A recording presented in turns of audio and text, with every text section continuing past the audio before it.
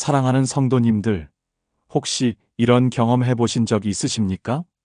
분명히 옳은 일을 하는 것 같은데 마음 한구석이 불편하고 좋은 기회처럼 보이는데 뭔가 찝찝하며 합리적인 생각 같은데 평안이 없는 그런 경험 말입니다. 어쩌면 그것은 사탄의 속임수일 수 있습니다. 성경은 사탄을 거짓의 아비라고 부릅니다. 사탄은 처음부터 거짓말쟁이였고 속이는 자였습니다. 그런데 문제는 사탄의 거짓말이 너무나 그럴듯하다는 것입니다. 빨간 뿔 달고 나타나서 나쁜 짓을 하라고 하지 않습니다. 오히려 선한 것처럼, 합리적인 것처럼, 지혜로운 것처럼 포장해서 우리를 속입니다. 사랑하는 성도님들, 오늘날 우리는 영적 전쟁터에 살고 있습니다. 사탄은 우는 사자같이 두루다니며 삼킬 자를 찾고 있습니다. 그러므로 우리는 사탄의 속임수를 분별할 수 있는 영적 지혜가 필요합니다. 오늘 저는 여러분과 함께 사탄의 속임수를 분별하는 4가지 지혜에 대해 나누고자 합니다. 이 4가지를 알고 실천하면 사탄의 거짓에 속지 않고 진리 안에서 승리하는 삶을 살 수 있습니다. 지금부터 함께 시작해 보시겠습니까? 첫 번째로 사탄은 하나님의 말씀을 의심하게 만듭니다. 사탄이 사용하는 가장 오래되고 가장 효과적인 방법이 바로 이것입니다. 하나님의 말씀에 대한 의심을 심는 것입니다. 창세기 3장 1절을 보면 뱀이 하와에게 한 첫 번째 말이 나옵니다. 뱀이 여자에게 물어 이르되 하나님이 참으로 너희에게 동산 모든 나무의 열매를 먹지 말라 하시더냐? 여기서 주목해야 할 것은 참으로라는 단어입니다. 뱀은 하나님께서 정말 그렇게 말씀하셨느냐고 물으며 의심을 심었습니다. 하나님의 말씀을 직접적으로 부정하지 않았습니다. 대신 정말 그럴까? 확실한가? 혹시 내가 잘못 이해한 것은 아닐까 하는 의심을 불어넣었습니다. 창세기 3장 4절에서 5절을 보면 뱀의 두 번째 공격이 나옵니다. 뱀이 여자에게 이르되 너희가 결코 죽지 아니하리라. 너희가 그것을 먹는 날에는 너희 눈이 밝아져 하나님과 같이 되어 선악을 알 줄 하나님이 아심이니라. 여기서 뱀은 하나님의 말씀을 정면으로 부정합니다. 하나님은 먹는 날에 반드시 죽으리라고 하셨는데 뱀은 결코 죽지 아니하리라고 말합니다. 그리고 더 나아가 하나님이 선한 것을 숨기고 계신다는 거짓말을 합니다. 하나님이 너희가 하나님처럼 되는 것을 원치 않아서 금지한 것이라는 왜곡된 해석을 제시합니다. 사랑하는 성도님들, 이것이 바로 사탄의 전형적인 방법입니다. 첫째, 하나님의 말씀에 대한 의심을 심습니다. 둘째, 하나님의 말씀을 왜곡하고 부정합니다. 셋째, 하나님의 성품을 의심하게 만듭니다. 오늘날에도 사탄은 똑같은 방법을 사용합니다. 성경이 정말 하나님의 말씀일까? 시대가 바뀌었는데 그 말씀이 지금도 적용될까? 하나님이 정말 선하신 분일까? 이런 의심들을 우리 마음에 심습니다. 요한복음 8장 44절에서 예수님은 사탄에 대해 이렇게 말씀하셨습니다. 너희는 너희 아비 마귀에게서 났으니 너희 아비의 욕심대로 너희도 행하고자 하느니라. 그는 처음부터 살인한 자요. 진리가 그 속에 없으므로 진리에 서지 못하고 거짓을 말할 때마다 제 것으로 말하나니 이는 그가 거짓말쟁이요 거짓의 아비가 되었음이라. 사탄은 거짓의 아비입니다. 진리가 그 속에 없습니다. 그러므로 우리는 하나님의 말씀을 굳게 붙들어야 합니다. 시편 119편 105절은 선포합니다. 주의 말씀은 내 발의 등이요 내 길의 빛이니이다. 하나님의 말씀이 우리의 등불이고 빛입니다. 어둠 속에서 길을 찾을 때 등불이 필요하듯이 사탄의 속임수가 가득한 세상에서 하나님의 말씀이 우리의 유일한 진리의 기준입니다. 디모데후서 3장 16절에서 17절은 이렇게 말씀합니다. 모든 성경은 하나님의 감동으로 된 것으로 교훈과 책망과 바르게 함과 의로 교육하기에 유익하니 이는 하나님의 사람으로 온전하게 하며 모든 선한 일을 행할 능력을 갖추게 하려 함이라. 성경은 하나님의 감동으로 기록된 하나님의 말씀입니다. 이 말씀이 우리를 온전하게 하고 선한 일을 행할 능력을 갖추게 합니다. 사랑하는 성도님들, 사탄의 속임수를 분별하는 첫 번째 지혜는 하나님의 말씀을 굳게 붙드는 것입니다. 어떤 생각이 떠오를 때, 어떤 제안이 들어올 때, 어떤 기회가 생길 때 먼저 물어보십시오. 이것이 성경 말씀과 일치하는가? 하나님의 뜻과 맞는가? 성경적인가? 만약 그것이 성경 말씀과 어긋난다면 아무리 좋아 보여도 거절해야 합니다. 매일 성경을 읽고 묵상하십시오. 하나님의 말씀으로 마음을 채우십시오. 그러면 사탄의 거짓말이 들어올 때 즉시 분별할 수 있습니다. 이것이 사탄의 속임수를 이기는 첫 번째 지혜입니다. 두 번째로 사탄은 우리의 감정을 이용하여 속입니다. 사탄은 우리의 약점을 잘 알고 있습니다. 우리가 언제 화를 내는지, 무엇을 두려워하는지, 어떤 것을 탐내는지 정확히 알고 그것을 공격합니다. 야고보서 1장 14절에서 15절은 이렇게 경고합니다. 오직 각 사람이 시험을 받는 것은 자기 욕심에 끌려 미혹됨이니 욕심이 잉태한즉 죄를 낳고 죄가 장성한즉 사망을 낳느니라. 우리 안에 있는 욕심을 사탄이 이용합니다. 분노, 두려움, 탐욕, 교만, 질투, 이런 감정들을 자극해서 우리를 죄로 이끕니다. 마태복음 4장을 보면 예수님께서 광야에서 사탄에게 시험 받으신 장면이 나옵니다. 마태복음 4장 3절에서 사탄은 이렇게 시험합니다.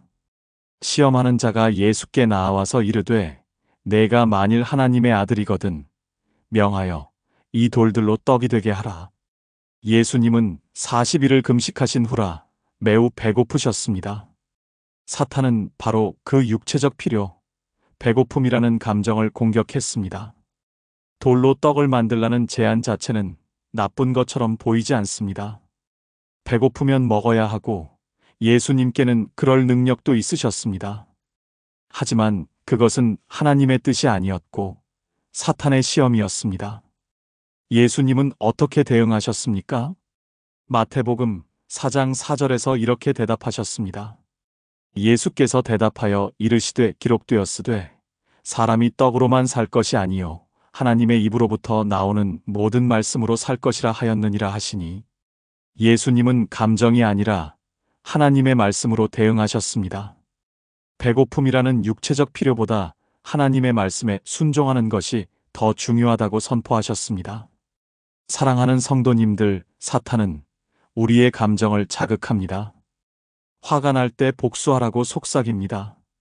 두려울 때 하나님을 의심하라고 속삭입니다. 탐욕이 생길 때 부정한 방법을 쓰라고 속삭입니다. 외로울 때 죄악된 관계를 찾으라고 속삭입니다. 이럴 때 우리는 감정에 따라 행동해서는 안 됩니다. 잠언 14장 12절은 경고합니다. 어떤 길은 사람이 보기에 바르나 필경은 사망의 길이니라. 우리 눈에, 우리 감정에 옳아 보이는 길이 실제로는 사망의 길일 수 있습니다. 그러므로 감정이 아니라 하나님의 말씀에 따라 판단하고 행동해야 합니다. 에베소서 4장 26절에서 27절은 이렇게 권면합니다. 분을 내어도 죄를 짓지 말며 해가 지도록 분을 품지 말고 마귀에게 틈을 주지 말라. 화를 내는 것 자체가 죄는 아니지만 그 화를 품고 있으면 마귀에게 틈을 주게 됩니다. 우리의 부정적 감정이 사탄이 역사할 수 있는 통로가 된다는 의미입니다. 고린도후서 10장 5절은 이렇게 말씀합니다.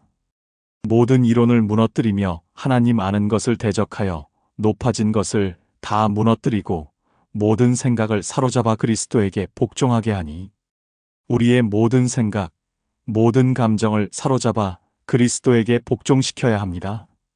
감정이 주인이 되어서는 안 됩니다.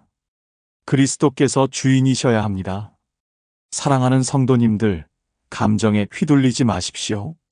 화가 날 때, 두려울 때, 외로울 때, 탐욕이 생길 때 즉시 반응하지 마십시오. 잠시 멈추고 기도하십시오. 이 감정이 나를 어디로 이끌고 있는가? 이 길이 하나님의 뜻인가 물어보십시오. 그리고 하나님의 말씀으로 그 감정을 다스리십시오. 이것이 사탄의 속임수를 이기는 두 번째 지혜입니다. 세 번째로 사탄은 점진적으로 우리를 타협하게 만듭니다. 사탄은 처음부터 큰 죄를 범하라고 하지 않습니다. 아주 작은 것부터 시작합니다. 이것쯤이야 한 번쯤은 다른 사람들도 다 아는데 이렇게 합리화하게 만들며 조금씩 경계를 무너뜨립니다. 마태복음 4장 5절에서 6절을 보면 사탄의 두 번째 시험이 나옵니다.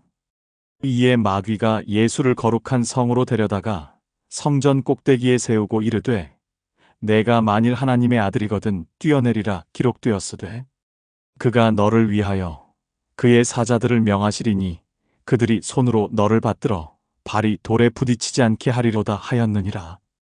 여기서 사탄은 성경 구절을 인용합니다. 시편 91편의 말씀을 가져와서 예수님을 시험합니다. 얼마나 교묘합니까? 성경 말씀까지 사용해서 속이려고 합니다. 하지만 그것은 말씀의 왜곡이었습니다. 하나님을 시험하는 것은 명백히 성경이 금하는 일입니다. 예수님은 마태복음 4장 7절에서 이렇게 대답하셨습니다.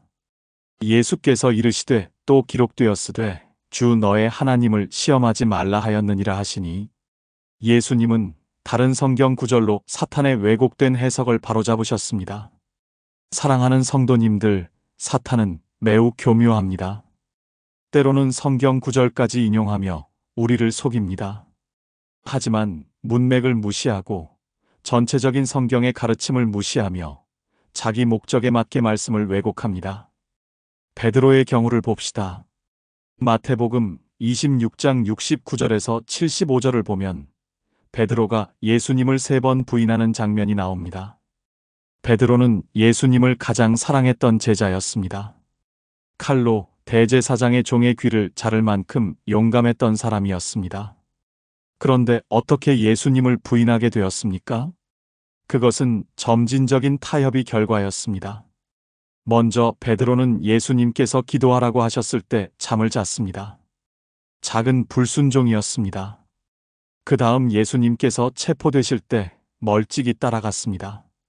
가까이 있지 않고 거리를 두었습니다. 그리고 대적들 사이에 앉아 불을 쬐었습니다. 잘못된 환경에 자신을 노출시켰습니다. 마침내 한 여종이 물었을 때 예수님을 부인했습니다. 작은 타협들이 쌓여서 큰 죄로 이어진 것입니다. 잠언 4장 23절은 경고합니다. 모든 지킬 만한 것 중에 더욱 내 마음을 지키라. 생명의 근원이 이에서 남이니라. 우리의 마음을 지켜야 합니다. 작은 타협을 허락하지 말아야 합니다. 고린도전서 10장 12절은 이렇게 경고합니다. 그런즉 서 있는 줄로 생각하는 자는 넘어질까 조심하라. 자신은 괜찮다고 생각하는 순간이 가장 위험합니다. 나는 강하다. 나는 넘어지지 않을 것이다. 이 정도는 괜찮다. 이런 교만한 생각이 우리를 넘어지게 만듭니다. 히브리서 3장 13절은 권면합니다. 오직 오늘이라 일컫는 동안에 매일 피차 권면하여 너희 중에 누구든지 죄의 유혹으로 완고하게 되지 않도록 하라. 매일 서로를 권면해야 합니다. 혼자서는 타협을 분별하기 어렵습니다. 신앙의 동료들과 함께 서로를 격려하고 경계해야 합니다. 사랑하는 성도님들, 작은 타협을 경계하십시오. 이것쯤이야 괜찮겠지 하는 생각을 버리십시오. 작은 거짓말, 작은 탐욕, 작은 음란, 작은 교만, 이런 것들이 쌓이면 큰 죄가 됩니다. 처음부터 단호하게 거절하십시오. 경계선을 분명히 하고 그 선을 넘지 마십시오. 이것이 사탄의 속임수를 이기는 세 번째 지혜입니다. 네 번째로 사탄은 우리를 고립시켜 공격합니다. 사탄은 우리가 혼자 있을 때 공격합니다.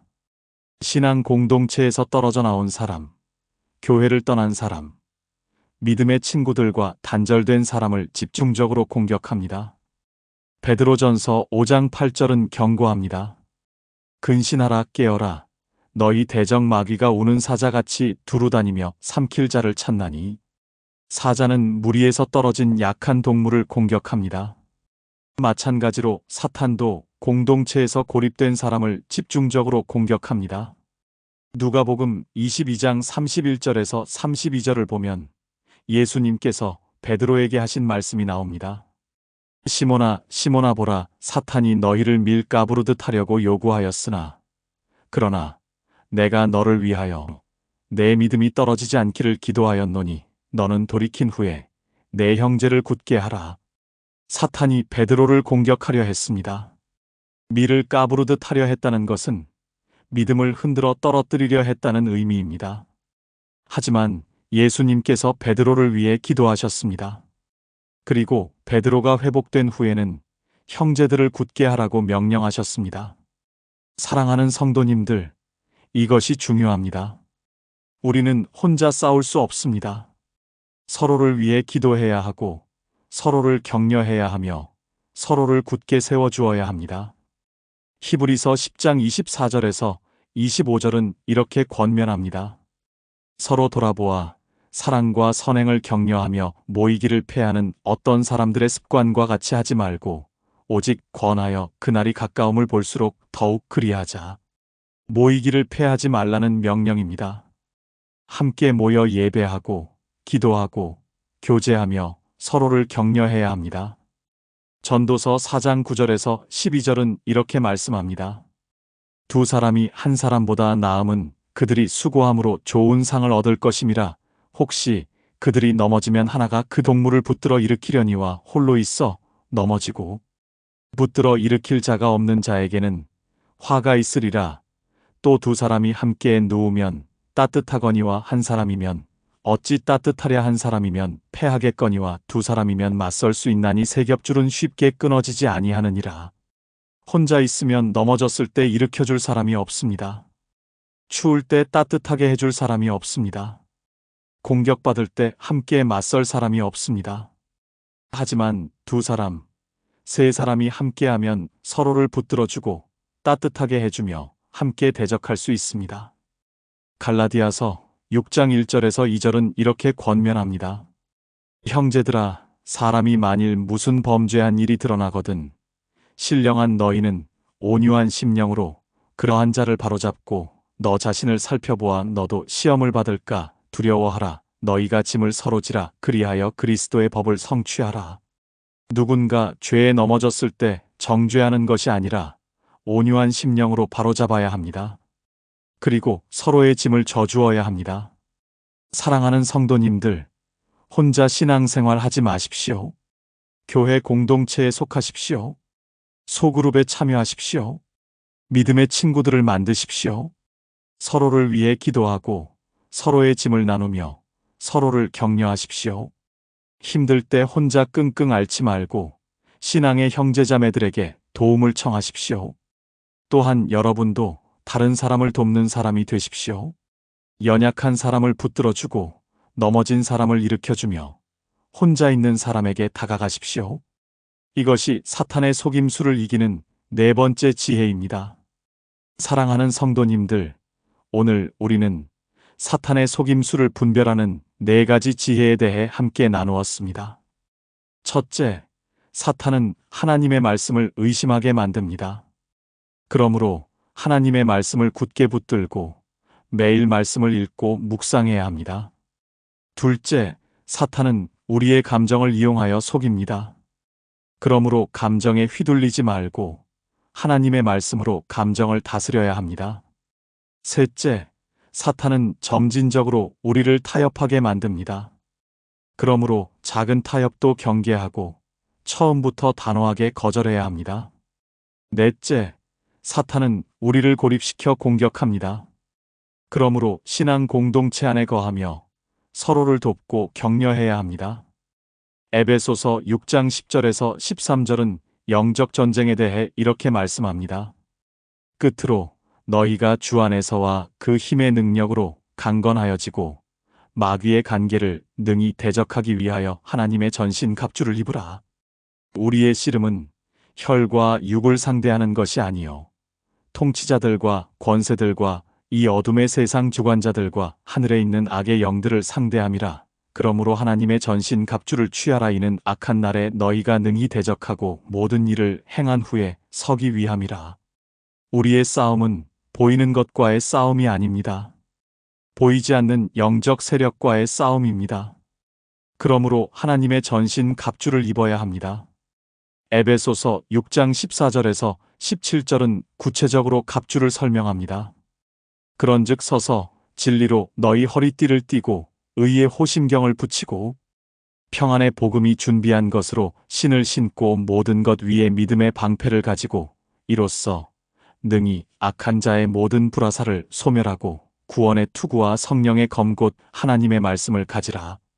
진리의 허리띠, 의의 흉배, 평안의 복음의 신발, 믿음의 방패, 구원의 투구, 성령의 검인 하나님의 말씀, 이것들로 무장해야 합니다. 이 모든 것의 핵심은 하나님의 말씀입니다. 말씀으로 무장하고 말씀으로 싸우며 말씀으로 승리하는 것입니다.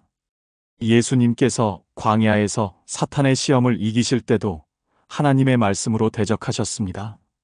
3번의 시험에 3번 모두 기록되었으되라고 시작하시며 성경 말씀으로 응답하셨습니다.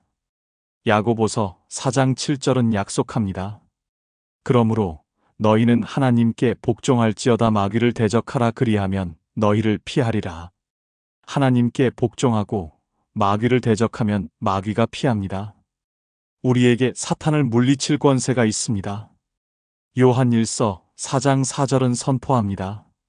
자녀들아, 너희는 하나님께 속하였고 또 그들을 이기었나니 이는 너희 안에 계신 이가 세상에 있는 자보다 크심이라. 우리 안에 계신 성령님이 세상에 있는 사탄보다 크십니다. 우리는 이미 승리자입니다. 예수님께서 십자가에서 사탄을 이미 패배시키셨습니다. 골로새서 2장 15절은 이렇게 선포합니다. 통치자들과 권세들을 무력화하여 드러내어 구경거리로 삼으시고 십자가로 그들을 이기셨느니라. 예수님께서 십자가에서 사탄과 모든 악한 영들을 무력화시키셨습니다. 그러므로 우리는 이미 이긴 싸움을 싸우고 있는 것입니다. 사랑하는 성도님들, 두려워하지 마십시오. 사탄은 강력해 보이지만 우리 주님보다 강하지 않습니다. 사탄은 교묘해 보이지만 하나님의 지혜보다 지혜롭지 않습니다. 로마서 8장 37절은 선포합니다. 그러나 이 모든 일에 우리를 사랑하시는 이로 말미암아 우리가 넉넉히 이기느니라. 우리는 넉넉히 이깁니다. 간신히가 아니라 넉넉히 이깁니다. 왜냐하면 우리를 사랑하시는 주님께서 함께 하시기 때문입니다. 로마서 8장 38절에서 39절은 이렇게 선포합니다. 내가 확신하노니 사망이나 생명이나 천사들이나 권세자들이나 현재일이나 장래일이나 능력이나 높음이나 깊음이나 다른 어떤 피조물이라도 우리를 우리 주 그리스도 예수 안에 있는 하나님의 사랑에서 끊을 수 없으리라. 아무것도 우리를 하나님의 사랑에서 끊을 수 없습니다. 사탄도, 어떤 악한 영도, 어떤 환경도, 어떤 시험도 우리를 하나님의 사랑에서 끊을 수 없습니다. 사랑하는 성도님들, 오늘부터 영적으로 깨어 있으십시오. 매일 하나님의 말씀을 읽고 묵상하십시오. 사탄의 속임수를 분별하는 지혜를 구하십시오. 감정에 휘둘리지 말고 작은 타협도 경계하며 신앙 공동체 안에 거하십시오. 그리고 항상 기도하십시오. 에베소서 6장 18절은 이렇게 권면합니다. 모든 기도와 간구를 하되 항상 성령 안에서 기도하고 이를 위하여 깨어 구하기를 항상 힘쓰며 여러 성도를 위하여 구하라. 항상 기도하고 깨어 있으며 서로를 위해 기도해야 합니다. 기도는 영적 전쟁의 가장 강력한 무기입니다. 사탄의 공격이 있을 때 즉시 기도하십시오. 의심이 생길 때 기도하십시오. 유혹이 올 때 기도하십시오. 두려움이 생길 때 기도하십시오. 기도하면 하나님께서 우리를 지켜주시고 사탄의 모든 공격을 물리쳐 주십니다. 오늘 이 메시지가 여러분께 은혜가 되셨다면 좋아요 버튼을 눌러주시고 댓글로 여러분의 결단을 나눠주시기 바랍니다. 그리고 주변에 영적 전쟁을 싸우고 계신 분들이 있다면 이 메시지를 꼭 공유해 주시기 바랍니다. 여러분 모두에게 하나님의 풍성한 은혜와 능력이 함께 하시기를 기도합니다. 사탄의 모든 속임수를 분별하고 하나님의 말씀으로 무장하며 성령의 능력으로 승리하는 복된 삶을 살아가시기를 축복합니다. 여러분이 서 있는 곳마다 어둠이 물러가고 하나님의 빛이 비추며 하나님의 나라가 임하기를 축복합니다. 예수 그리스도의 이름으로 모든 사탄의 세력을 물리치고 승리하는 삶을 살아가시기를 축복합니다. 주님의 이름으로 축복합니다. 감사합니다.